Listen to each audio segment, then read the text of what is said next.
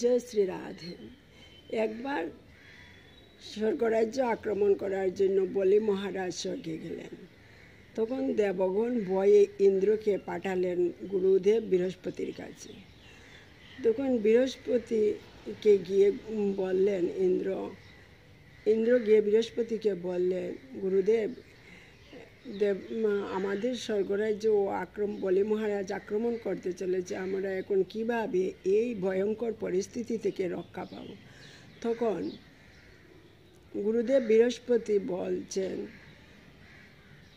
ভৃগুবংশীয় ব্রাহ্মণেরা ওর প্রতি প্রসন্ন হয়ে ওকে এমন শক্তিশালী অসাধারণ বর দিয়েছেন, তাই ও এত শক্তিশালী হয়েছে। অর্থাৎ বলিকে এত শক্তিশালী করেছেন ভৃগুবংশীয় ব্রাহ্মণেরা। এদিকে অদিতির সন্তানরা তো দেবগণ। অদিতির চিন্তা হলো যে এই বলি মহারাজ তো স্বর্গরাজ্য যদি আক্রমণ করে নেয় তাহলে আমার সন্তানদের কি হবে? তখন অদিতি ওনার স্বামী কশ্যপ মুনিকে গিয়ে বললেন, হে দ্বিজশ্রেষ্ঠ, এই অত্যাচারীর হাত থেকে আমার সন্তানদেরকে কিভাবে রক্ষা করব? এই ভয়ঙ্কর পরিস্থিতি থেকে আমরা কিভাবে রক্ষা পাব? একটা উপায় বলে দিন, কিভাবে ব্রত করলে ভগবান সন্তুষ্ট হবে এবং আমার সন্তানদেরকে রক্ষা করতে পারবো, একটা উপায় বলে দিন হে দ্বিজশ্রেষ্ঠ, হে স্বামী। এইভাবে অদিতির প্রার্থনা শুনে কশ্যপ মুনি বললেন, ফাল্গুন মাসে শুক্লপক্ষে দ্বাদশী পর্যন্ত একটি ব্রত করতে পারো। এই ব্রতর নাম হলো পয়ব্রত। শুধু দুগ্ধ পান করে এই ব্রত 12 দিন পালন ঠিকমতো যদি সুন্দরভাবে করে কমলনয়ন নারায়ণকে সন্তুষ্ট করতে পারো, তাহলে নারায়ণ তোমাকে একটি উপায় বলে দেবেন। তখন অদিতি এই 12 দিন এইভাবে কঠোরভাবে নিয়ম মতো সব সুন্দর মতো ব্রত পালন করছেন। করার পরে ভগবান ওর প্রতি সন্তুষ্ট হয়ে ওর ঘরে স্বয়ং আবির্ভাব হলেন বামনরূপী ভগবান হয়ে। এই বামনরূপী ভগবানের অবতারের কাহিনী। এইভাবে বামনরূপী ভগবান অবতার হলেন। বলি মহারাজকে অবতার হয়ে বলি মহারাজকে ছলনা করে পাতালে নিলেন। যখন বলি মহারাজ যজ্ঞ করার জন্য যজ্ঞ করছিল, তখন বামনরূপী ভগবানের যজ্ঞস্থলে গিয়ে উপস্থিত হয়ে বললেন, আমাকে 3 পদ ভূমি দাও। তখন বলি মহারাজ তো যজ্ঞ করতে করতে ওর মন তো একটু নম্র হয়েছে, ও বলেছে দিয়ে দেব।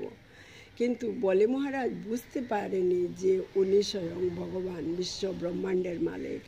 তখন ওর গুরুদেব শুক্রাচার্য বুঝতে পেরেছে, বলি মহারাজের গুরুদেব শুক্রাচার্য বুঝতে পেরেছে যে উনি স্বয়ং ভগবান। উনি তো 3 পদ ভূমি না সমস্ত সংসার নিয়ে যাবে, এই চিন্তা করে তখন বলি মহারাজ শুক্রাচার্যের শিষ্য, তাই বলেছে উনি বিশ্ব ব্রহ্মাণ্ডের মালিক এসেছেন, সব 3 পদ ভূমি তুমি ওকে দিও না। তখন বলি মহারাজ বলছেন, এ তো আমার কত সৌভাগ্যের কথা, আমি যজ্ঞ করছি আর ঠিক সময়ে স্বয়ং ভগবান এসেছেন, আমি 3 পদ কেন সব কিছু দিয়ে দেব। খুশি হয়ে এখান থেকে আমরা আরেকটি জিনিস বুঝতে পারলাম যে কোনো সময় গুরুদেবের কথা অমান্য করলেও কোনো পাপ হয় না। এখানে শুক্রাচার্য বলি মহারাজের গুরুদেব বাধা দিয়েছেন, কিন্তু তবুও গুরুদেবের কথা শুনলেন না বলি মহারাজ।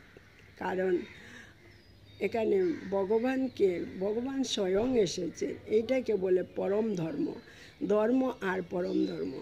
এই যে বলি মহারাজ তখন স্বয়ং গুরুদেবের কথা না শুনে স্বয়ং ভগবান এসেছেন ভগবানকে কিভাবে দিলে ভগবানকে সন্তুষ্ট করতে পারবো, এই চিন্তায় গুরুদেবের কথা অমান্য করেছেন। এইভাবে গুরুদেবের কথা অমান্য করলে কোনো পাপ হয় না। এটা ধর্ম নয়, এটা হয়ে যায় পরম ধর্ম। যেমন লক্ষ্মণকে রামচন্দ্র বনবাস যাওয়ার সময় লক্ষ্মণকে না করেছিলেন, লক্ষ্মণ তুমি আমার সাথে যাবে না, কিন্তু তখন লক্ষ্মণ মানলেন না, জোর করে গেলেন দাদার সঙ্গে। এই যে লক্ষ্মণ যে